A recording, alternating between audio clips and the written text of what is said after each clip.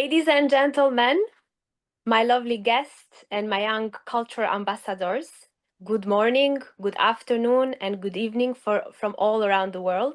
Welcome to this special edition of MACFEST 2025, the Muslim Arts and Culture Festival. Today, we are all gathered to celebrate a very special day, which is World Culture Day, a moment to honor the rich tapestry of tradition, histories, identities that shape our global community. You will all see that today we will travel virtually around the world, and it's my pleasure to be part of this diversity. I'm Lulu, I'm originally from Albania, and I'm very, very happy as usually to be part of MACFEST team. This event today is not just a showcase, it's a platform for our youth to share their stories, to express their identity, their heritage, and engage in a meaningful dialogue that we will have. It's a testament to the power of culture exchange and the importance of understanding and appreciating the diverse backgrounds that make us who we are. I'm very honored to introduce our host for today's session, Dr. Benjamin Eves, assistant head teacher at Canon Slade School in Bolton. With a background in physics and astrophysics, Dr. Eves has dedicated nearly 2 decades to inspiring young minds and fostering a love for learning. His commitment to education and his passion for culture enrichment make him the perfect guide for today's journey through the vibrant culture represented here. Please join me in welcoming Dr. Benjamin Eves. Thank you so much for joining me today.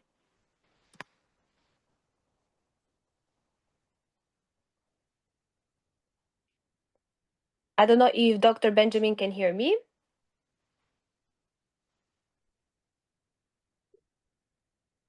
Yep, there we are. Dr. Benjamin, can you hear me? I can hear you loud and clear, Lulu. Yeah, sorry, I was just spouting forth about how what a lovely introduction to give me. And whilst I've dedicated 18 years to education of young minds in physics, I still can't work a phone. But there we go. So thank you so much. Thank you so much. Thank you. Don't worry about it. So it gives me great pleasure in the first instance to introduce our chief guest tonight. Our chief guest has been an ardent supporter of MACFEST for many years now. So I would like to introduce Patsy Kane, OBE, who is a former executive head teacher and education consultant. And I would like to, Patsy's dedicated over 40 years to education, 25 years of those in leading schools and helping schools in Manchester. She was head of Whalley Range School, Levershulme and East Manchester Academy, which all became a cooperative trust. And the school was among the first to support MACFEST and are still engaged today. So it's a fantastic opportunity now for, I think Patsy's going to just say a few words following me. Hello, thank you, and good evening. Special welcome to our students and to our listeners around the world, and a special thank you to the parents and teachers who've supported our wonderful young people in ensuring that their voices can be heard. The youth and young people sharing and celebrating their culture has always been at the heart of MACFEST and makes it such a special festival and so important to us all. It's really nice to see new schools enthusiastically getting involved, and that's another feature of MACFEST. It just keeps growing and bringing more and more people into it. So thank you to our young presenters tonight. I know from previous experience it will be high quality, it'll be interesting, and it's a really enjoyable way for us all to learn together. So have a wonderful evening, and thank you for the work you've put into these presentations. Good luck and well done. Back to you, Dr. Eves. Thank you very much indeed for that, Patsy. So we have 4 students with us today. We have Israa Altayeb from Sudanese Supplementary School, Fawziyyah Lawal from my own school, Canon Slade in Bolton, Sara Qadir from the Belvedere Academy in Liverpool, and Anisa Zaman from Means Castle School, Glasgow. So as you can see, we've kind of spread our net far and wide, UK and wider. So first of all, it gives me great pleasure to introduce Fawziyyah Lawal. Fawziyyah joined our sixth form this year, and she has already made a huge impact on the learning of our other students. She's volunteered for everything. She's getting involved in everything that comes away, and I was not in no way surprised that not only was she wanting to be involved in MACFEST this year, but she also has done it in previous years as well. So she's retaining that crown going forward. So I will now hand you over to Fawziyyah to speak to you about the impact of culture on the wider world. Hi everyone, my name is Fawziyyah, and I'm going to be talking about the impact of African culture on the global scale. So,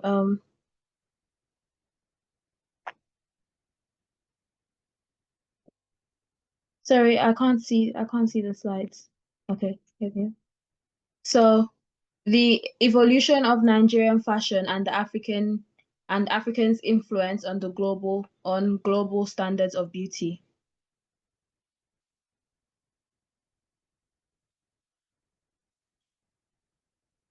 So Nigerian fashion tells so much story. It tells so much about pride. It tells so much about innovation. Everyone knows that African fashion, African attire, African standard of beauty has always been the blueprint. And recently we've seen so much evolution as social media has grown. We've seen so much merge in different standards of beauties and different practices that are practiced in different parts of the world merging together, from the streets of Lagos to the runways of Paris. This presentation is going to talk about the journey that African fashion has taken from the continent to becoming a global standard. Next. So traditional outfits like Iro and Buba, which is what the women wear in Western Nigeria, and Agbada, which is what the men wear, has become they are things that are more than just pieces of clothes to Nigerians. They're cultural symbol. Many different tribes wear different styles. Yoruba people wear a certain style of Iran Buba, Hausa people wear a different certain style. And it's just so, we've seen so many designers draw inspiration from these styles and these patterns that we call Ankara, which we've seen in more recently in more global runways. Next, please. So we can start from the beginning, from the colonial influence and how it has affected fashion. British, as we know, so many countries in the world went through colonialism, and one of the countries was Nigeria, which was colonized by Great Britain. And after colonization, we started to notice a difference in the fashion. There was now more of a blend between Nigerian fashion and British fashion. And this is when the hybridization happened. As we can see in the picture that I put here, African women were still using the fabric, but they were incorporating it into like more Western styles. For example, dresses and hats and different types of prints, while at the same time staying true to their own heritage.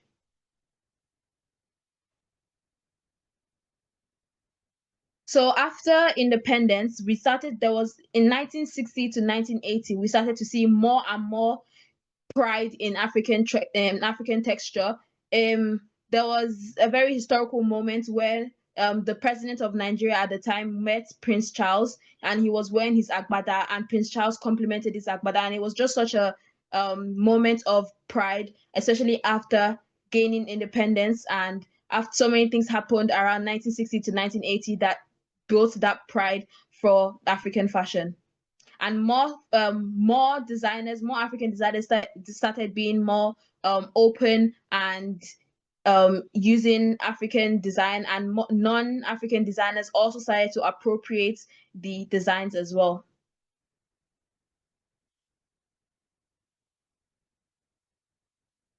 Next slide, please.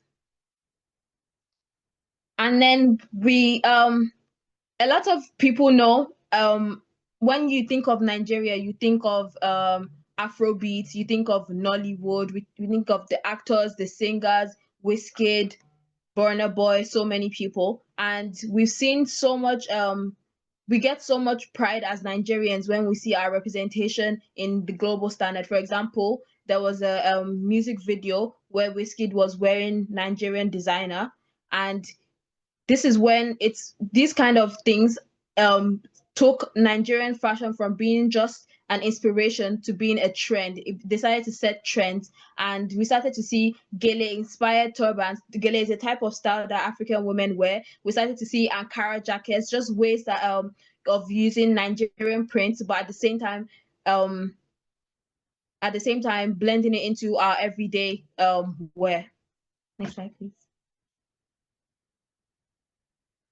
Apart from just fashion, in beauty as well, we've seen so much African influence on the global beauty standards. For example, everyone knows Fenty Beauty, Juvia's Place, Danessa Myricks, so many beauty brands that focused on African women and African women's standard of beauty. So many brands when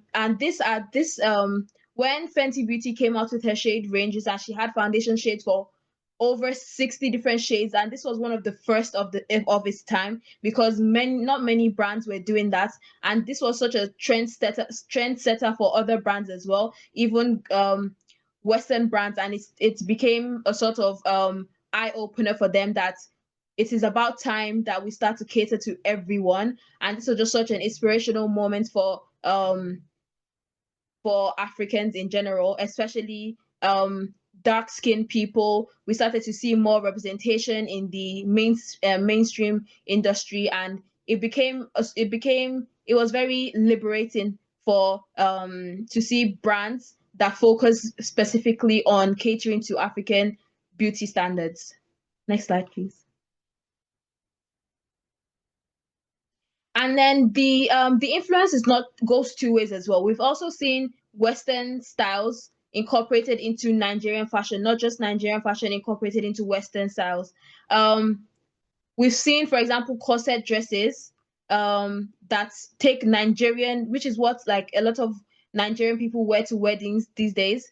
It is a way of incorporating the bodycon, like Kim Kardashian kind of beauty standard that we have in the West, and incorporating it into Nigerian fashion by using Nigerian designers and using Nigerian artistry, but at the same time blending it with Western beauty standard as well. And we've seen a drastic shift, especially in weddings and parties. So many prom dresses, so many events going viral because of the way people have swapped Iro and Buba, which is what I mentioned earlier. Iro and Buba, which is the typical African African outfits, but now people are going for more of a Western blend to the Iran Buba, which, for example, the picture I showed here, she's wearing like a Buba style, but instead she's done it in a way that caters more to the Western standard as well. And this has raised the conversation of is tradition being eradicated? But however, I think that I like the balance that it has created as well. It has allowed cultural preservation, but it is evolving and it's not disappearing. So we're seeing it is making a conversation of maybe it is time for us to unite as a world and realize that fashion is for everyone. And it has made such a interesting conversation to have, especially like just in general.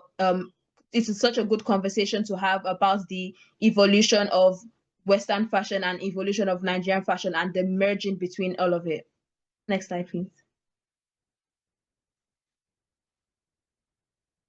So the future seems very bright for us. We've seen recently there was the Orange Culture, which was a designer brand that was in Paris Fashion Week recently, and it tells a story of how much things have evolved and how much growth has been done and how much more growth we need to do as a world when it stops being African fashion. It starts being fashion that evolved from Africans, and it is I keep using the word evolve because it's 2025 and it's time for us to move forward. So much is going on in the world, but fashion is something that reunites everyone, and fashion is something that everyone shares. Everyone wears clothes, and it's nice to see people. It's nice to see that people aren't alienating African designs. People aren't alienating African designers. So many African designers have been featured in the Grammys Award. So many African designers are in Paris Fashion Week, New York Fashion Week.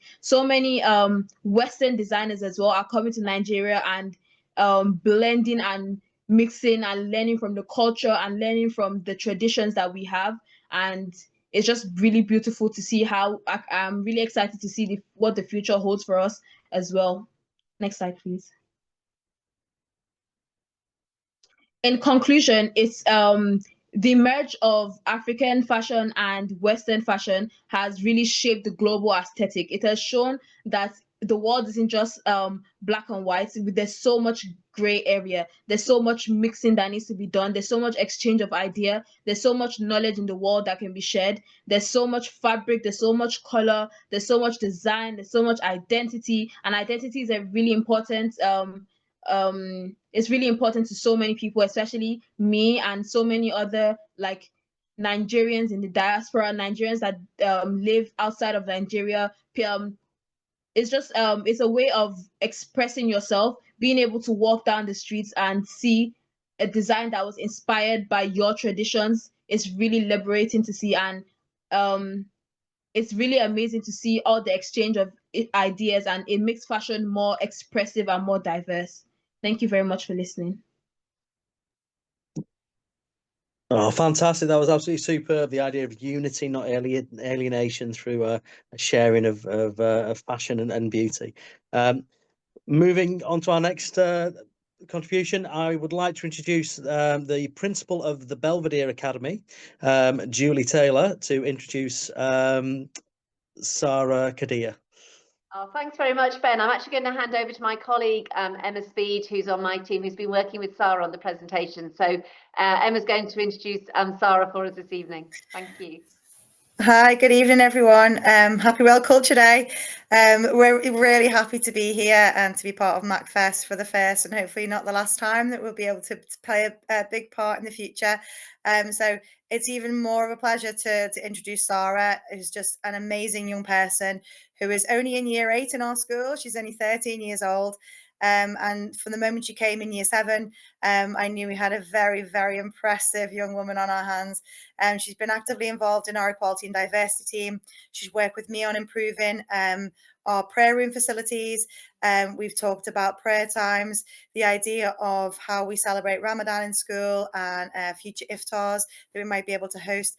And she's got a lot to offer our school. So without further ado, I'm going to introduce Sara and her presentation. Thank you. Hi, thank you so much. Right, I'm just going to skim.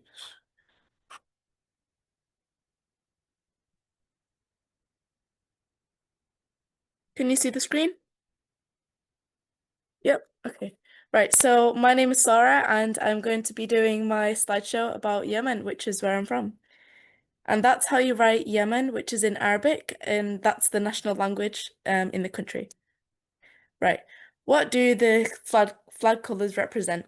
The red represents the unity and bloodshed of martyrs, the white symbolises the bright future, and the black shows the dark days of the past. The flag was adopted on May 22nd, 1990, upon the unity of North and South Yemen. And that is actually tomorrow's date as well, so that's going to be the anniversary. Now, this is the location of Yemen. As you can see there on the right, that in red is Yemen in the Arabian Peninsula. And here you can see in the next photo beside it is Bab el-Mandab, which I'm going to touch upon now. So, Yemen's role in the Silk Road. Yemen's location at Bab el-Mandab Strait has made a key trade hub, both historically and today, controlling valuable trade routes between the Indian Ocean and Mediterranean. Its strategic position is crucial for global trade and security. The commercial growth attracted major states, which were very powerful. During the Roman Empire, Yemen was called Arabia Felix, which translates to Happy Arabia or Fortunate Arabia. Bab el-Mandab in Arabic translates to Gate of Tears or Gate of Grief. It's thought that the name was made because of the dangerous journey, strong currents, unpredictable winds, and shallow reefs that the sailors had to go through. The rich history of Yemen. It's home to the first high-rise building, which was built in the 16th century. Origins of skyscrapers construction can be traced back 492 years to the ancient city of Shibam in Yemen. Dar al-Hajar, which translates to stone house, was a castle that had 7 floors and was carved out of one singular stone. And on the photo there, you can see that's where it is, and it's still standing today. The ancient South Arabian kingdom of Sheba is widely considered one of the first civilizations in Yemen, if not the first. Sana'a, the capital, is considered the oldest continuously inhabited city in the world.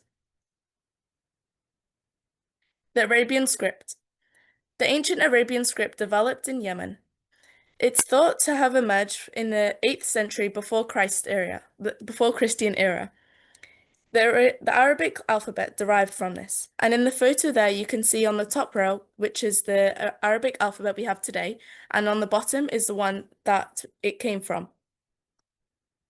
Now onto the national animal. This was the chosen mammal for Yemen's national animal, as it has been a prominent part in Yemeni culture and heritage.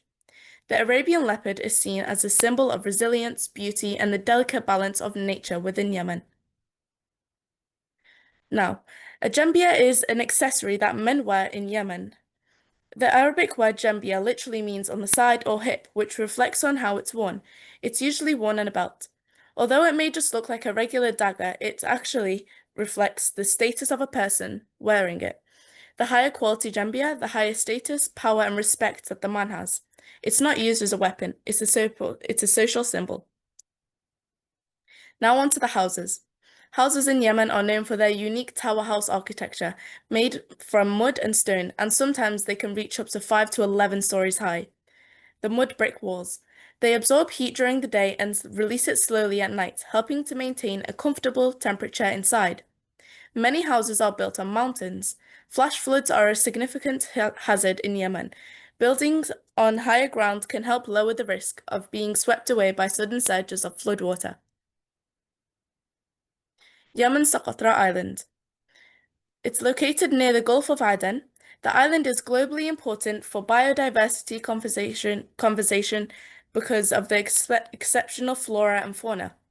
37% of plant species, 90% of reptile species, and 95% of land snail species do not occur anywhere else in the world.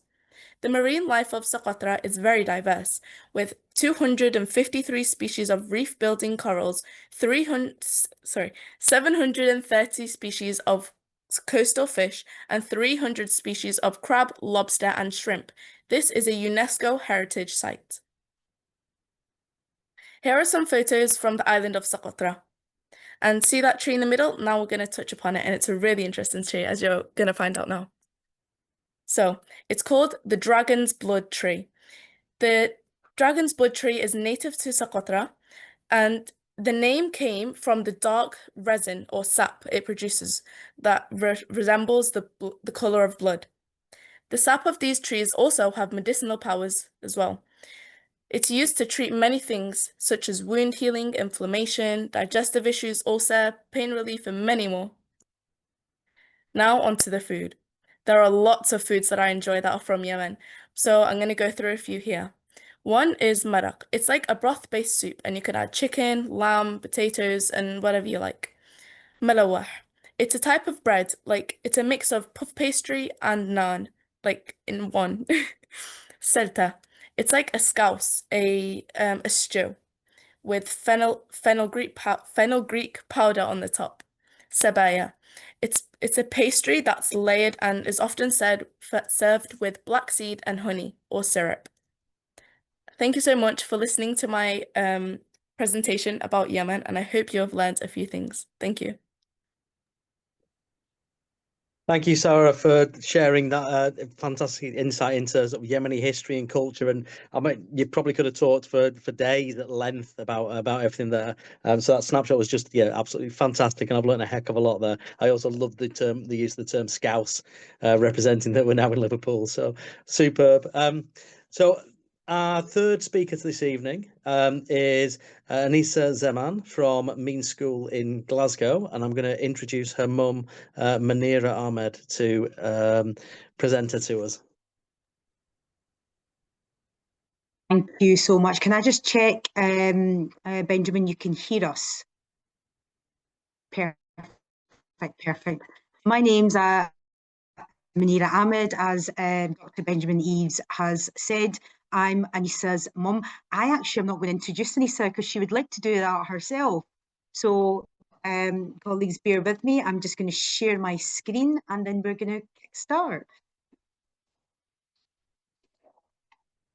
Benjamin, just keep me right if let me know if you can see the slide deck.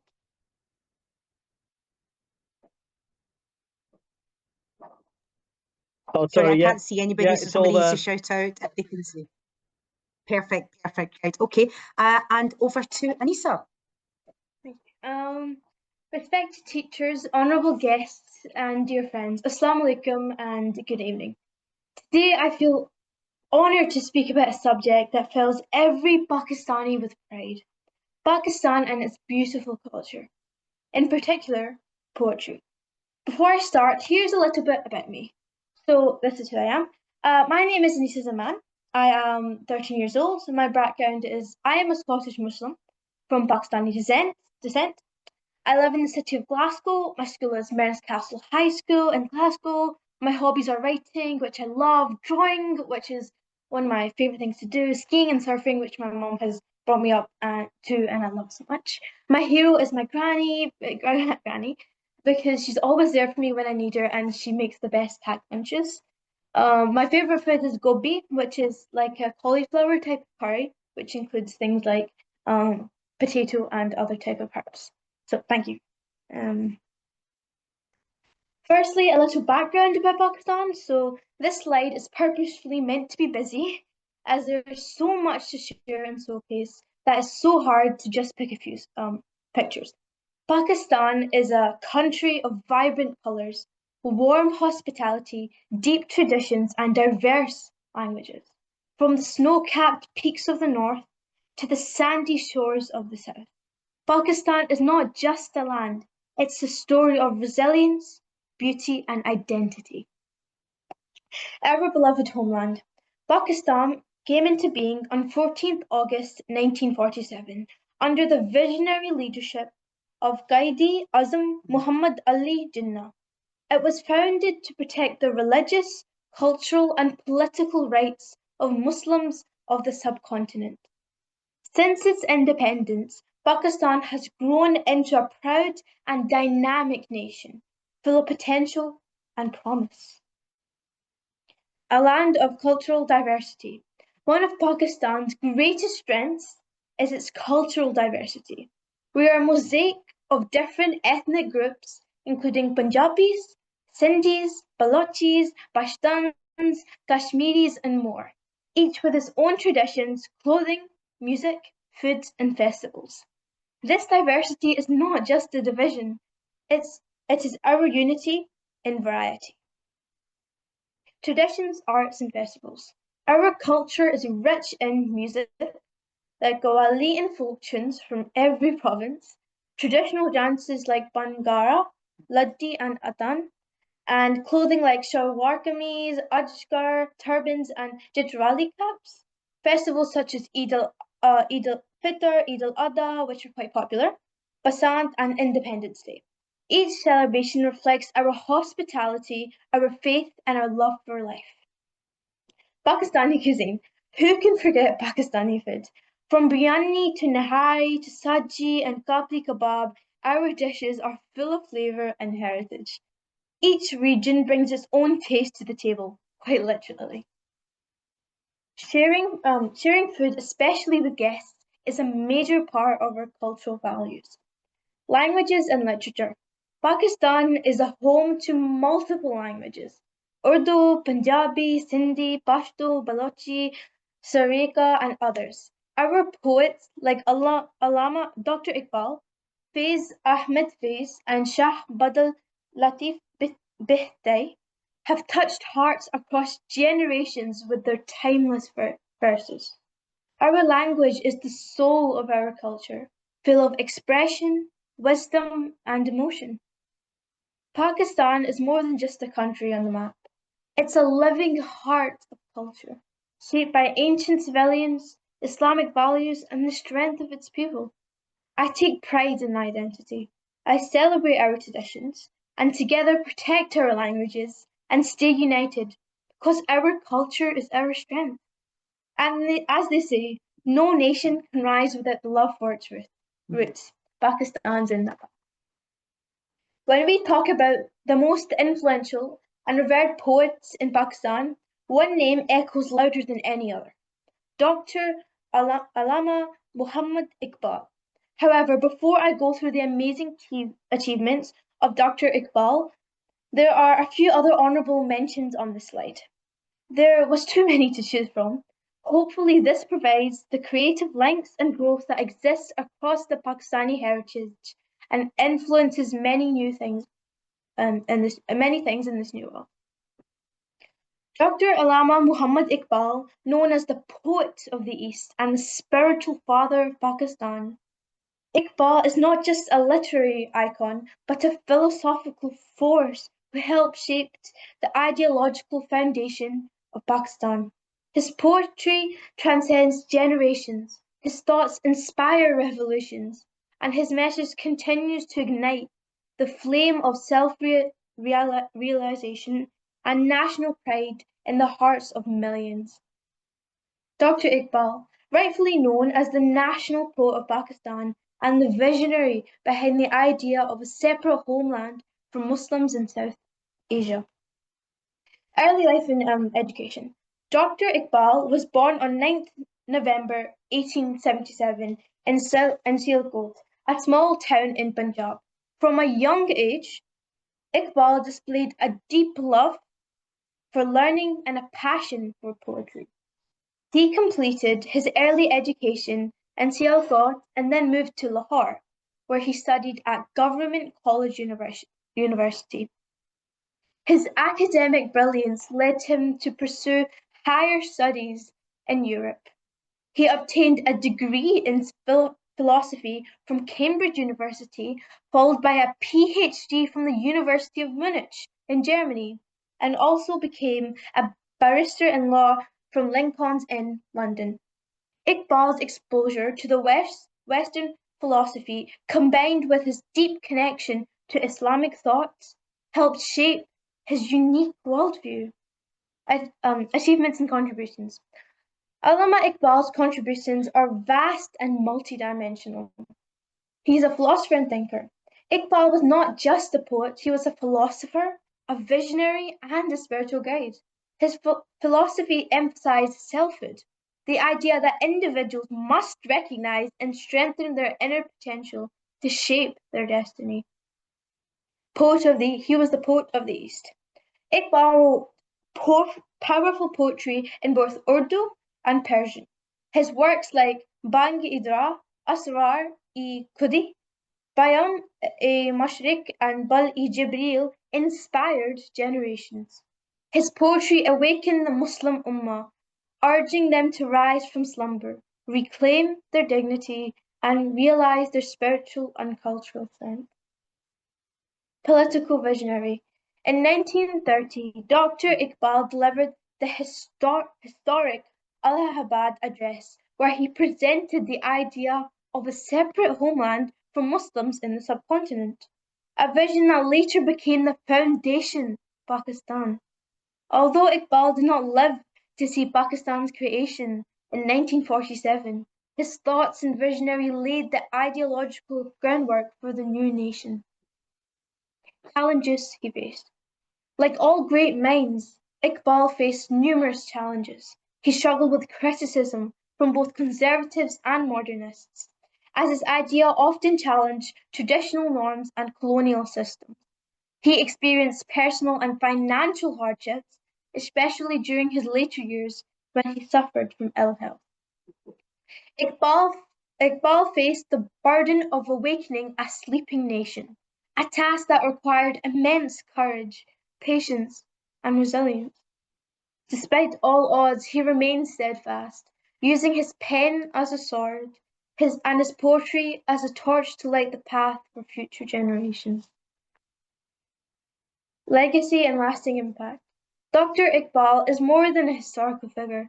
He is a symbol of awakening, pride, and transformation.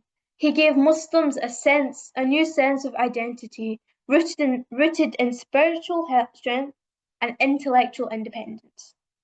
He reinvigorated Islamic philosophy in the modern age. He inspired leaders like Qaid Muhammad Ali Jinnah, taught us that nations rise through self-awareness, education, and unity. Prove that poetry can reshape the destiny of an entire nation. His ideas continue to resonate today, reminding us that we must be bold, thoughtful, and spiritually strong if we wish to overcome the challenges of our time. So to conclude, Dr. Iqbal was not just the greatest poet of Pakistan, he was a poet of action, a philosopher of change, and a spiritual architect to our nation. Let us honour his legacy not just with words, but with actions. Let us read his poetry, understand his philosophy, and strive to build the kind of Pakistan that he dreamed of. Strong, united, just, and enlightened. Thank you for allowing me this wonderful space to share the story. Pakistan's in the bad, and thank you very much. Wow, that was absolutely superb, so informative. I mean, I've learned a heck of a lot there, and there are so many good quotes in there as well. Particularly fond of language is the soul of our culture, and like the power of language to motivate, to educate, to inspire. Yeah, absolutely breathtaking. It gives me great pleasure to introduce our final speaker for this evening. Well, I'm going to introduce the mum of Israa, Altayeb, from the Sudanese Supplementary School, to introduce her daughter. Hello, everyone. It's a real pleasure and honor to be here today at MACFEST for the first time, celebrating a collection of really rich and diverse culture that make our vibrant community. So really, as a Sudanese family, we deeply value and appreciate our roots. And it means so much to see our children grow up, not only with strong sense of identity, but also with a confidence to share their heritage with others. So I'm really proud to introduce my daughter, Israa Altayeb, who is currently on year 10 in Holy Family Roman Catholic School. However, we're here representing Manchester Supplementary School to share a glimpse of our Sudanese culture and tradition. I just would like to extend my helpful thanks to Manchester Supplementary School and its dedicated principal, Mrs. Amania Shafir, for supporting our children and embracing who they are. Okay, here for you, Sara. Hi, how are you guys doing? I'm just going to share my screen really quick.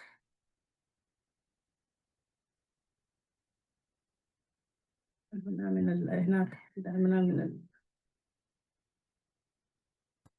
it visible?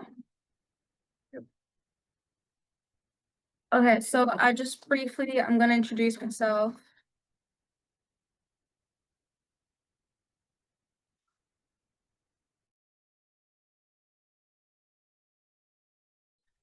So I want to start off by saying that my name is Israa. I'm in year 10 currently, and I'm a Sudanese Muslim that's living in Manchester right now.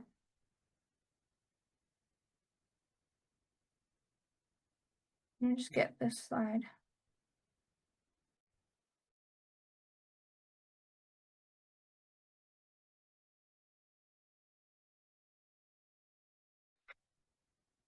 Sorry, just 1 minute, guys. Technical difficulties.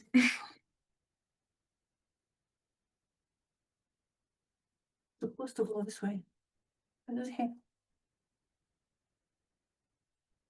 Okay, there we go. So I'm going to give a brief introduction to Sudan.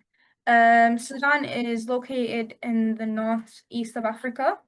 It has a capital city of Khartoum, and the population of it is about 44 million people. All the languages spoken in Sudan is Arabic, and the currency that is used is Sudanese francs. Sudan's history goes way back to the ancient times, with the Kingdom of Kush being a major power. Later, it became a part of Egypt and then an independent country in 1956. Sudan has faced some tough times, including civil wars, conflicts, and political instability. The Darfur conflict and the secession of South Sudan in 2011 have had a big impact on the country. The economy relies a lot on agriculture, especially cotton, sesame, and gum Arabic. Oil used to be a big deal, but after South Sudan split off, Sudan lost a major source of revenue. The culture is a mix of Arab and African traditions. With Islam being the main religion, you'll find a lot of different ethnic groups, each with its own costumes, music and dance, which we'll get into soon. I'm just going to quickly give us a brief of what each colour in the Sudanese flag represents. As we can see, green represents prosperity, sorry. And then the white symbolizes peace to show that the Sudanese community has made it far along and have all made peace with each other. And then the red represents revolution and black represents Sudan itself. Now we're going to get into the people of Sudan, their languages and their ethnic groups. So Sudan has over 500 ethnic diversity groups. One of the major groups that I'm going to be getting into today are the Nubians, which are the ancient Nile civilization builders, the Beja, which are the Eastern Cushitic speaking pastoralists, the Nuba, mountain dwellers known for wrestling, and the Fur, which are the indigenous to Darfur region. They have 80 plus languages, including Arabic, Nubian, Beja, and Nilo-Saharan. There's a lot of different dialects of Arabic spoken in Sudan. And one of the most shared things in Sudan is the religion and beliefs. Like 90%, 90.7% is Islam, which is deeply ingrained in daily life, like deeply. And then Christianity is practiced mainly in the southern areas, but it's not really found. But if it is, then it is welcomed with open hands. And then you also have some traditional African religions, which are alive in rural areas. And one of our practices, which are Ramadan, as you guys know, where you fast, daily prayers, 5 daily prayers, and the Eid celebrations like Eid al-Adha and Eid al-Fitr. When it comes to celebrations, men wear long white jalabiyas and then with the tagi, the cap or turban. I inserted some photos so you guys can take a look and explore it for yourself. As you can see, the man in the picture is wearing a white long jalabiya, or you can call a thobe. And the woman, they wear a tobe, which is a colourful flowing garment, and they wear it with accessories, maybe like beaded jewellery or bright scarves. Mostly tobes are wearing in weddings and just like celebrations in general. When it comes to funerals, then they might wear non-colourful ones, but it's most likely just to be wearing abayas. Next, we're going to be moving on to music and dance. One of the most famous instruments in Sudan is the tambour, the najara, and the oud. One of our really famous dance forms, which is the Handandoa dance, which is a rhythmic movements with drums. And then, as we mentioned about the Nuba tribe earlier, we have Nuba wrestling, which is an athletic and cultural event that happens every now and then. I wanted to show you a quick clip of what Sudanese music sounds like with their instruments. So if we just take a few minutes to watch that.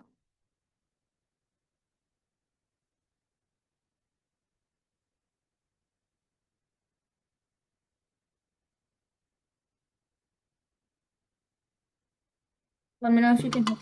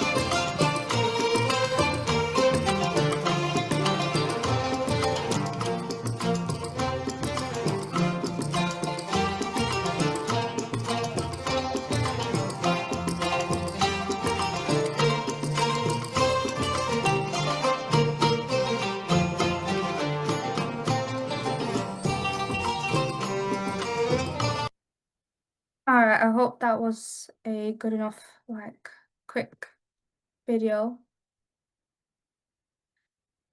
Next, we're going to be moving on to one of our like most famous dishes. The most famous stuff in Sudan is usually the music and the food. Everyone knows us for our kisra, which is like sorghum bread, but it's really, really thin material, like really, really thin, and it's kind of sour. It's kind of like pancake consistency, but a bit thinner. And then we have the gurrasa, which is like pancake-like bread, but it's a bit thicker and more stretchy. And then you usually eat the gurrasa and kusra with mulah, which is a hearty stew. And one of our most popular dishes that you might know Sudanese people by is the ful madammis, which is just beans, but like in the Sudanese special way. And then one of the drinks that you can have with your meal is karkada. We have this in Ramadan, Eid, anytime, even like just like having a good day. It's a refreshing hibiscus tea. You can prepare it hot if you're feeling ill. It will help you get better. And then we have tamia, which is also known in other Arab cultures. I've inserted a picture on my right bottom. It's chickpea falafel as well. Moving on to what we are most known for, our festivals and celebrations. Basically, just the basic things are Eid al-Fitr, which marks the end of Ramadan with food and prayer, and then Eid al-Adha, where you sacrifice, and then you sacrifice a sheep, and then you have an amazing meal, you know. And then for traditional weddings, we have music, drums, vibrant clothing, henna, and dancing. Henna is also known in different cultures, but we use it very differently, and we celebrate our weddings in 3 stages. We have the Aqd, where you get legally married with the actual papers, where you go to the mosque and you're married religiously. And then we have the Jirtik, which we are most known for, where the bride, wears a beautiful red tobe, like we mentioned earlier, and they have their amazing traditions. And I'm going to show you a little quick clip of it.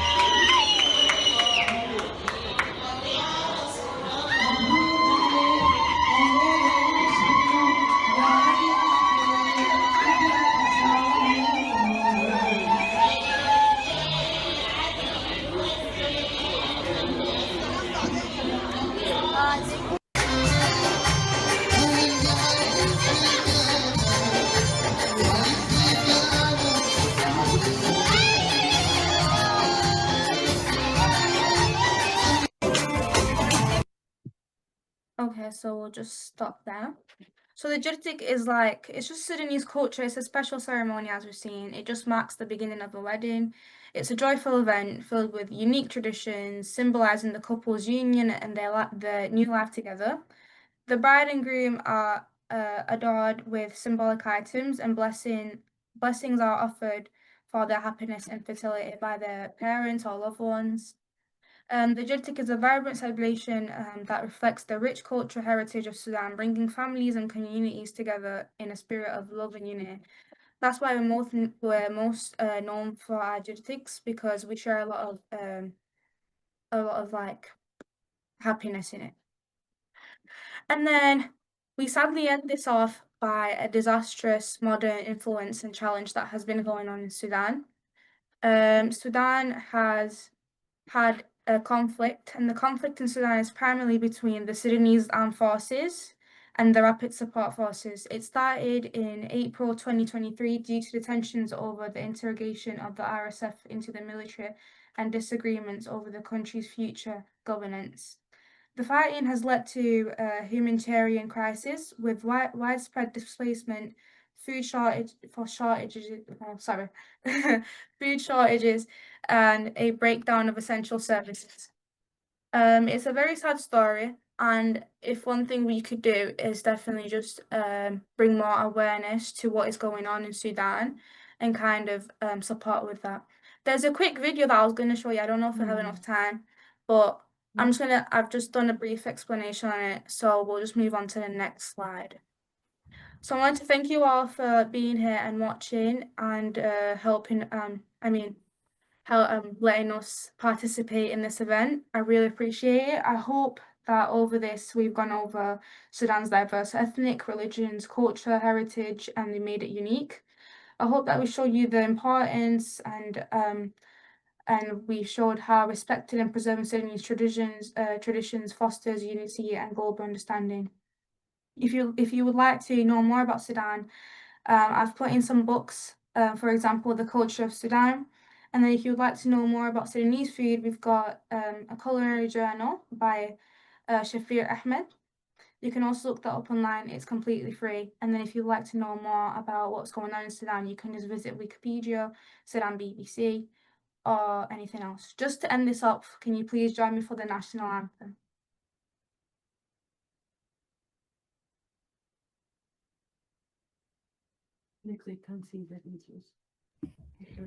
We'll have to end soon. Time is running. Yes, lost.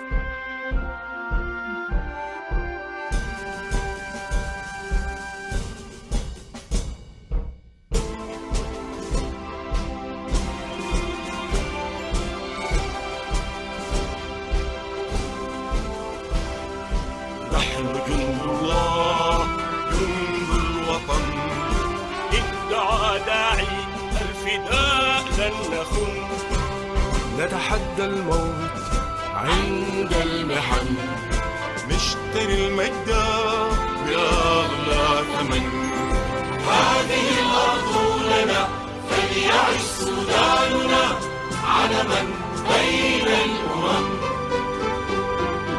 يا بني السودان هذا رمزكم يحمي العتق ويحمي أرضكم.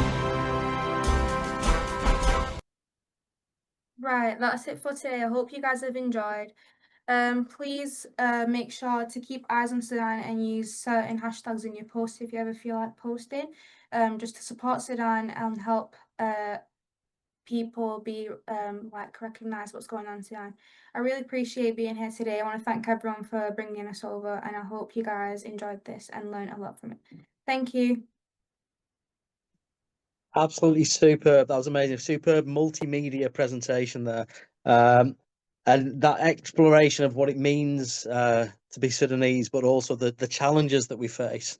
You know, as we come together on an event like this, and everyone brings their cultures together, and we all recognise that they've got more in common than we have that separates us, and yet we still we've so much work to do to. And I think it's summed up really wonderfully by MACFEST's tagline of "Spread honey, not hate." And I think that's events like this are a real step in that direction. So I'm just going to hand back to Lulu to close out the panel. Thank you so much, Ben. What a wonderful event was today. I always work with children, young ambassadors, and I always learn new things. So it's always a pleasure learning from them. And on behalf of MACFEST and everyone else involved, I want to extend a heartfelt thank you to everyone who joined us today, our audience, our contributors, especially to our presenter, Dr. Benjamin Eves. Continue doing the wonderful work that you usually do.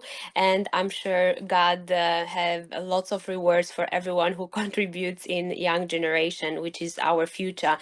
On this World Culture Day, we had the privilege of hearing from our young voices who shared their heritage, experience, passion, dreams, wonderful work from our teachers, from our parents, that they continue learning their kids about the language, the culture, the tradition of their countries. It's a wonderful work, and all of this makes us together.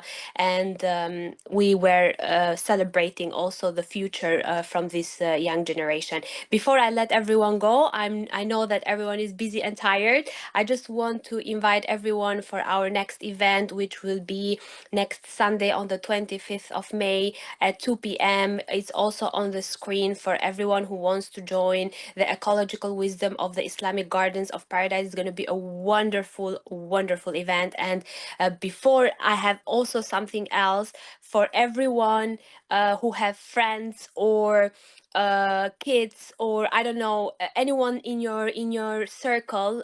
As you know, MACFEST Muslim Awards 2025 is our second year that it's happening. We are celebrating and raising visibility for all our Muslim artists through an exhibition and award ceremony. We have categories including calligraphy, drawing, painting, and photography. For anyone who wants to participate, the deadline is 30th of May. Please join. You have the right to attach till up to 2 artworks. All what you can do is go on our official website via the online Google form. So just go there, upload 2, and I'm sure MACFEST will give you a chance to celebrate your talent. Again, thank you so much from me, and inshallah, I will see you next time. Let's continue to celebrate and honor our diverse cultures, not just today, but every day. And thank you so much. Enjoy the rest of MACFEST 2025. Assalamu alaikum and good evening to everyone. Thank you. Thank you Thank so you. much. Bye bye. Bye. Bye. Have a good Farewell. evening.